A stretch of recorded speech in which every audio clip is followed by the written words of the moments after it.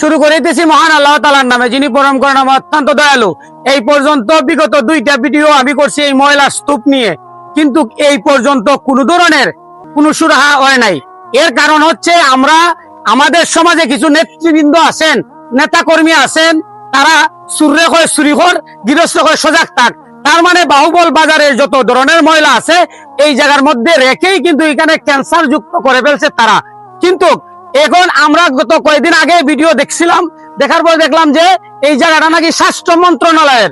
যদি স্বাস্থ্য মন্ত্রণালয়ের হয়ে থাকে তাহলে আমাদের স্বাস্থ্য সুরক্ষা উনাদের দায়িত্ব। আমি বাহুবল উপজেলা প্রশাসনের দৃষ্টি আকর্ষণ করব, ইউনো মহোদয়ের দৃষ্টি আকর্ষণ করব, বাহুবল নবীগঞ্জের এমপি মহোদয়ের দৃষ্টি আকর্ষণ করব।